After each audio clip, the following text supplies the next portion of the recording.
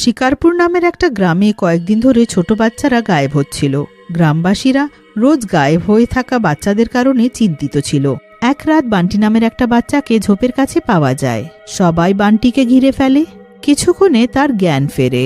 গ্রামবাসী তাকে জিজ্ঞেস করে, ও বান্টি বাবা, কি হয়েছে? এই অবস্থায় এতক্ষণ কোথায় ছিলি? গ্রামবাসীর কথা শুনে বান্টি কেঁদে বলে,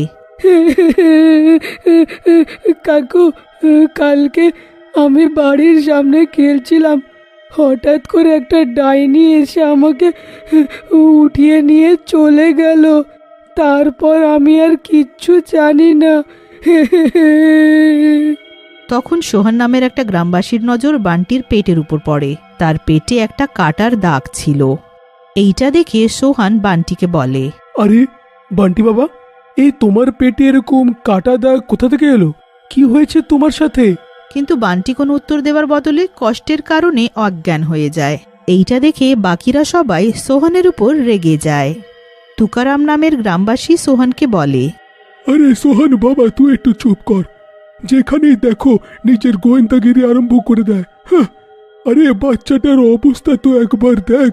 হ্যাঁ, আরে তুকারাম কাকু, বান্টির পেটে যে চিহ্নটা আছে সেটা কিডনি বার করে নিলে এরকম হয়। আমি তো শুধু এটাই জানতে চাইছিলাম যে বান্টির সাথে তেমন কিছু কাণ্ড হয়নি তো। চুপ কর তুই অপায়া কোথাকার, এখন কিডনির অজুহাত। হ্যাঁ, আরে তুই চুপচাপ এখান থেকে চলে যা, না হলে তোর নিশ্চয়ই কিডনি আমরা বার করে নেব।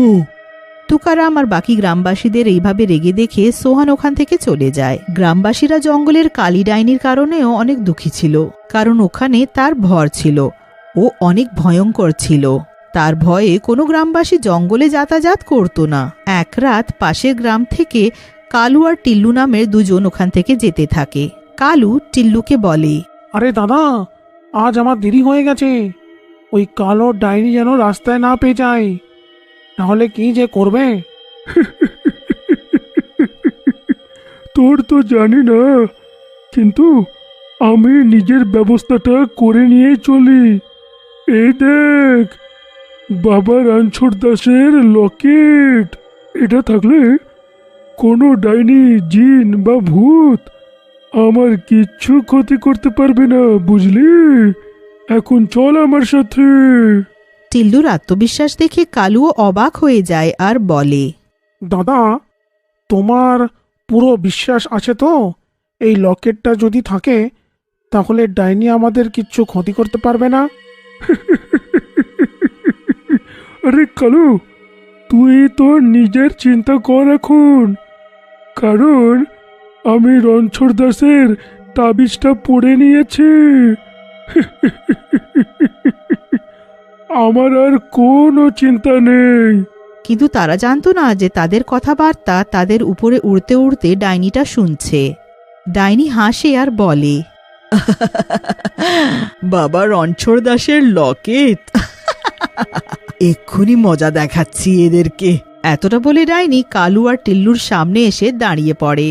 কালু ডাইনিকে দেখে ওখান থেকে পালায় আর চিৎকার করে, আরে আরে পালাও রে, পালাও, নিজের প্রাণ বাঁচিয়ে পালাও রে।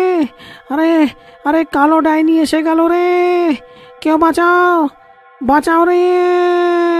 কালুকে পালাতে দেখে ডাইনি হাসতে লাগে আর টিল্লুকে বলে, তুই পালাস নি রে টিল্লু, তুই আমাকে ভয় পাস না? যা পালা এখান থেকে, নইলে আমি তোকে মেরে খেয়ে ফেলবো। ডাইনির কথা শুনে টিল্লু হাসে আর বলে, ডাইনি, তোকে দেখে আমার একটুও ভয় করছে না, কারণ আমার কাছে রানছোড় দাসের তাবিজ আছে। এই দেখ, আমাকে একবার ছুঁয়ে দেখা। টিল্লুর এই কথা শুনে ডাইনি রেগে যায় আর ও টিল্লুর কাছে গিয়ে তাকে জোরে একটা থাপ্পড় মারে। এই নে তোর রণছোড় দাসের লকেটের শক্তি, আরো কিছু চাই তো বল। ডাইনির থাপ্পড় খেয়ে টিল্লুর মাথা ঘুরে যায় আর ও কাঁদতে কাঁদতে ডাইনিকে বলে, ডাইনি, আমাকে ক্ষমা করে দাও ডাইনি। আমি বুঝতে পারিনি ওই বাবাটা আসলে একটা ধব্বাজ বলে। ছেড়ে দাও আমাকে। টিল্লুকে এইভাবে কাঁদতে দেখে ডাইনির তার উপর মায়া হয় আর ও তাকে ছেড়ে দেয় আর বলে, শোন রে টিল্লু, তোর উপরে আমার মায়া হয়েছে বলে আমি তোকে ছাড়ছি, কিন্তু তোকে আমার ক্ষুধা সারানোর জন্য গ্রামবাসীদেরকে এখানে আনতে হবে, বুঝেছিস? আজ থেকে তুই আমার এজেন্ট। তারপর টিল্লু ডাইনিকে রোজ একটা গ্রামবাসীকে আনার কথা দিয়ে ওখান থেকে চলে যায় আর বাড়ি পৌঁছয়। ঘরে কালু আর টিল্লুর বউ টিনা বসে থাকে। টিনা টিল্লুকে দেখে খুশি হয়ে যায় আর বলে, তুমি চলে এলে, আমি জানতাম তুমি চলে আসবে।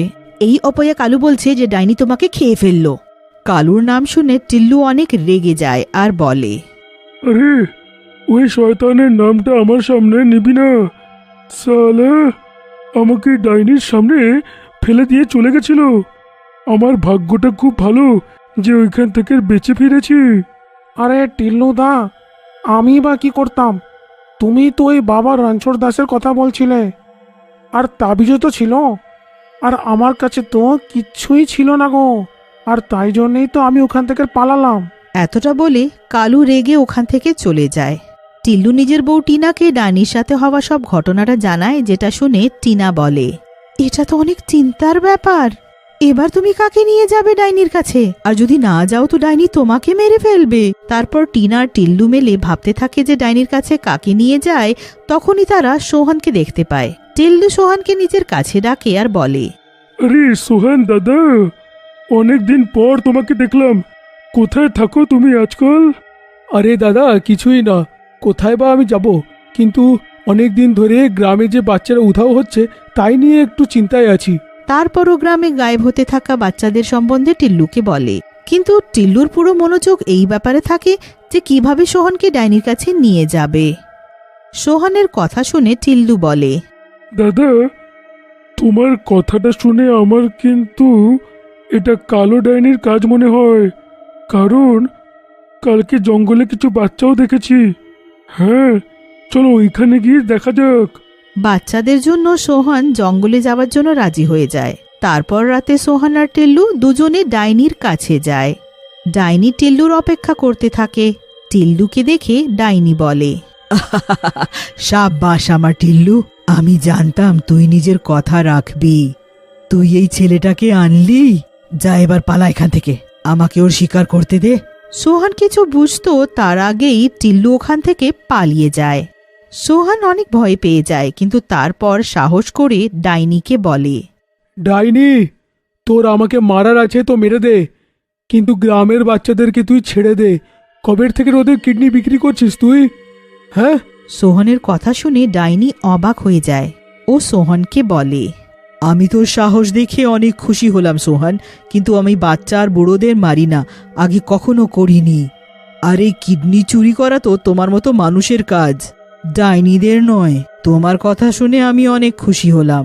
তুমি সত্যিই ভালো লোক যে নিজের প্রাণের চিন্তা না করে গ্রামের বাচ্চাদের বাঁচাতে চাইছো।